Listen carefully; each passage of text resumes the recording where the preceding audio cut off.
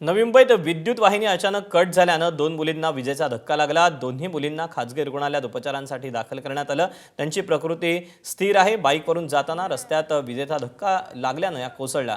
नवीन महापौर सुजाता पाटील घटनास्थळी या दाखल झाल्या असून आपत्कालीन परिस्थितीची महापौरांकडून पाहणी करण्यात आली।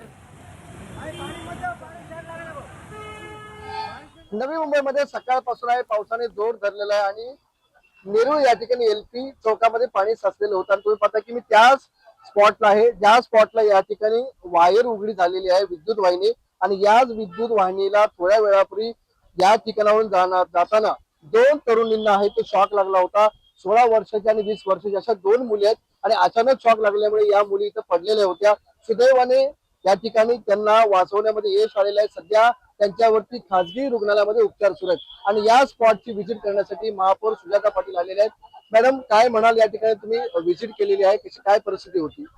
नक्कीच दुर्दैवी घटना आहे ही की आज ऍक्च्युली कोणाची वायर आहे ती एमएससीबीची आहे की कशाची ते अजून त्यांना समजलेलं नाहीये।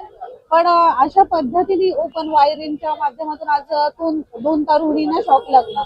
नशिबाने त्यांना जास्त दुखापत झाली नाहीये, पण आज आपण त्यांना अंडर ऑब्झर्वेशन 24 तासासाठी आयसीयू मध्ये ठेवलेलं आहे। आता त्यांना आपण महानगरपालिकेच्या वाशी हॉस्पिटलमध्ये शिफ्ट करतोय आणि अशा पद्धतीच्या घटना खऱ्या अर्थाने घडायला नकोत। कारण एमएससीबीला आपण ऑलरेडी ह्याच्या आधीही सांगितलेलं आहे की आपण जिथं जिथं आपल्या डीपी ओपन असतील किंवा जिथं जिथं वायर शॉर्ट असतील तिथं चेक करून घ्या आणि तत्काळ ते रिपेअर करून घ्या। कारण अशा भर पावसामध्ये अशा दुर्घटना घडण्याचे खूप चान्सेस असतात। आज त्यांच्या जीविताला काही धोका नाहीये, पण भविष्यात अशा पुढे घटना घडू नये म्हणून नक्कीच आम्ही एमएससीबी असो किंवा ज्या पण प्राधिकरणांच्या माध्यमातून इथं सुविधा उपलब्ध आहेत आणि त्यांच्या ज्या वायरी इथं जर असतील तर त्यांना तत्काळ निर्देश देण्यात येईल की आपण तत्काळ रिपेअर करून घ्या। पावसाच्या माध्यमातून अशा पद्धतीने शॉक लागणं खरंच खूप निष्काळजीपणा आहे हा आणि यासाठी आज पालिका प्रशासन, संपूर्ण अधिकारी वर्ग आणि संपूर्ण लोकप्रतिनिधी लोकांच्या सेवेसाठी रस्त्यावर उतरलेले आहेत। कोणालाही काही माध्यमातून त्रास नको व्हायला याची दक्षता घेत आहे। तुम्ही सकाळपासून पाऊस पडला, तुम्ही आता दौरा करता शहराचा, नक्कीच पाऊस आपण ज्या पावसाची एवढ्या दिवसांनी वाट बघतो, आज 3 दिवस पाऊस पडतो आणि लोकांचं जे रोजचं रुटीन आयुष्य आहे ते थोडंसं विस्कळीत झाल्यासारखं झालंय।